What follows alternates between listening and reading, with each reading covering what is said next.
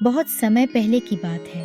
फूलपुर में एक बहुत बड़ा फलों का बगीचा था, जहाँ से वहाँ के व्यापारी फल लेकर मंडी में बेचते थे। उसी मंडी में पूजा नाम की लड़की भी फल बेचने आया करती थी, पर उसे मंडी के कुछ व्यापारी पसंद नहीं करते थे और उसका कारण था पूजा का अच्छा व्यवहार, जिसके कारण ज्यादा से ज्यादा ग्राहक उसके पास फल खरीदने जाते थे और इसीलिए वो लोग पूजा के लिए तरह तरह की दिक्कतें पैदा करते थे, जिसकी वजह से उसको बेचने के लिए फल मिलते नहीं थे। ये पूजा अगर बगीचे में मेरे से पहले पहुंच गई तो फल लेकर मंडी चली जाएगी, फिर सब इसी से फल खरीदेंगे। मुझे इसे किसी भी तरह रोकना होगा। हाँ, ये तरीका सही रहेगा। कोई है? कोई मेरी मदद करो, मदद करो। क्या हुआ काका? देखो ना बेटी, मेरा बैल भाग गया है और मैं अपनी बैलगाड़ी छोड़ के उसके पीछे नहीं जा सकता। मेरी मदद कर दो, मेरे बैल को वापस ले आओ। तुम्हारा बहुत एहसान होगा। हाँ हाँ काका, क्यों नहीं। महेश ने ऐसी चाल चली कि पूजा उसके जाल में फंस गई। उसने जानबूझकर अपने बैल को भगा दिया और पूजा को उसके पीछे भेज दिया ताकि वो समय पर बगीचे में न पहुंच सके। मैं तो चला बगीचे से फल लेने। जब तक पूजा बैल को वापस लेकर आई, बगीचे का सारा फल लोग ले जा चुके थे। पूजा बचे हुए थोड़े बहुत फल लेकर मंडी जाती है, लेकिन महेश के बैल को पकड़ने के चक्कर में उसका इतना समय बर्बाद हो गया था कि वो आज भी मंडी देर से पहुंची जब मंडी बंद होने वाला था। अब आज भी मेरे फल नहीं बिकेंगे। पूजा दुखी होकर वहाँ से चली गई और एक पेड़ के नीचे बैठकर रोने लगी। हर रोज यही होता है, कभी समय पर मंडी नहीं पहुंच पाती। पूजा के साथ रोज रोज यही होने लगा। वह रोज फल लेने बगीचे की तरफ जाती, लेकिन मंडी के दूसरे व्यापारी रोज उसे किसी न किसी काम में उलझा देते थे, जिससे वो कभी भी सही समय पर बगीचे में नहीं पहुंच पाती थी, जिससे वो फल लेकर मंडी भी समय पर नहीं पहुंच पाती थी। हर रोज वो इसी तरह दुखी होकर उसी पेड़ के नीचे बैठ जाती थी। पूजा बहुत दुखी थी। तभी अचानक उसे पीछे से एक आवाज सुनाई दी। पूजा, पूजा। अचानक से आवाज सुनकर पूजा चौंक गई और जैसे ही उसने पीछे मुड़कर देखा तो वो डर गई, क्योंकि उससे वही पेड़ बात कर रहा था जिसके नीचे वो बैठी थी। डरो मत पूजा। तुम बोल कैसे सकते हो?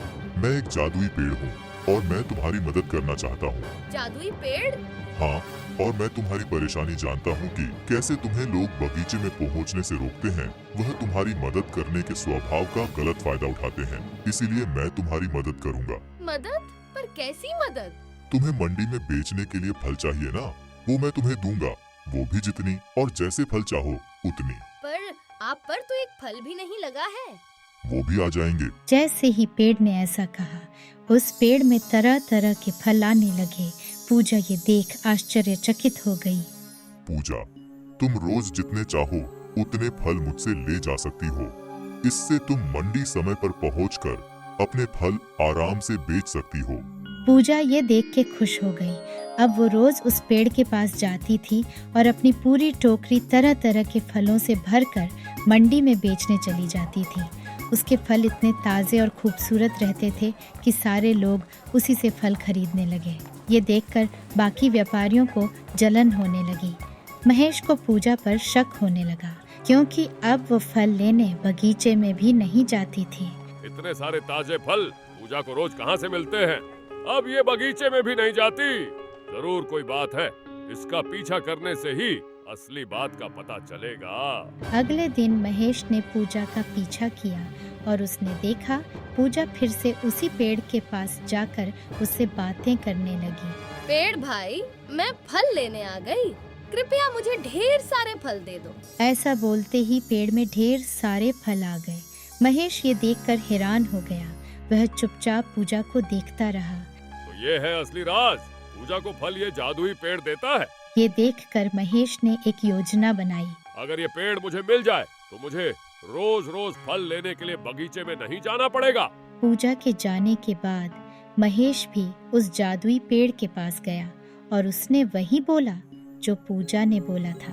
पेड़ भाई, मैं फल लेने आ गई, कृपया मुझे ढेर सारे फल दे दो। महेश के बार बार बोलने पर भी पेड़ में एक भी फल नहीं आए। ये देख महेश को गुस्सा आ गया और उसने तय किया कि वो किसी भी तरह उस पेड़ के फल लेकर रहेगा। लगता है तुम ऐसे नहीं मानोगे। कल सुबह तुम्हें काट कर अपने घर ले जाऊंगा, फिर देखता हूँ तुम मुझे फल कैसे नहीं देते। महेश ने पेड़ काटने की बहुत कोशिश की, लेकिन उसे काट नहीं पाया। तब पूजा वहाँ आती है और महेश को पेड़ काटते देखती है और डर के उसके पास जाती है। ये क्या कर रहे हो काका? इस पेड़ को मत काटो। पूजा, मुझे सच्चाई का पता चल चुका है। ये एक जादुई पेड़ है, यही तुम्हें इतने अच्छे अच्छे फल देता है ना। लेकिन अब मैं इसे काट कर अपने घर ले जाऊंगा। चलो हटो यहाँ से। लगता है ये ऐसे नहीं कटेगा। अभी गांव जाकर बड़ा हथियार लेकर आता हूँ। महेश बड़ा हथियार लेने गांव की ओर जाता है। ये देख पूजा पेड़ के पास जाकर विनती करती है। पेड़ भाई, अब आपकी सच्चाई लोगों को पता चल चुकी है। अब आप यहाँ सुरक्षित नहीं हैं। आप यहाँ से चले जाइए। पूजा के ऐसा कहते ही पेड़ के चारों ओर एक रोशनी फैलने लगी और देखते ही देखते उस पेड़ ने एक इंसान का रूप ले लिया। ये देख पूजा के आश्चर्य का ठिकाना नहीं रहा। धन्यवाद पूजा।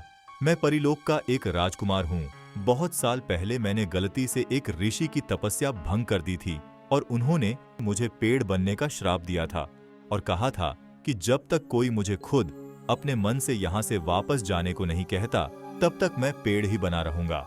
आज तुमने मुझे यहाँ से जाने को बोलकर मुझे श्राप मुक्त कर दिया। चलो अच्छा है, आप अब हमेशा के लिए श्राप मुक्त हो गए। हाँ, तुम बहुत ही अच्छी लड़की हो। ये लो, इस फल के बीज अपने घर में लगा देना, फिर तुम्हें कभी फलों की कमी नहीं होगी। फल पूजा को देकर राजकुमार वहाँ से गायब हो गया। पूजा ने उस फल का बीज अपने घर में लगा दिया और देखते ही देखते उस बीज ने एक पेड़ का रूप ले लिया और उसमें तरह तरह के फल लग गए। अरे वाह, ये तो एक जादुई पेड़ है। उस दिन के बाद पूजा को कभी भी फलों की कमी नहीं हुई। वह जो भी फल चाहती थी, जादुई पेड़ उसे दे देता।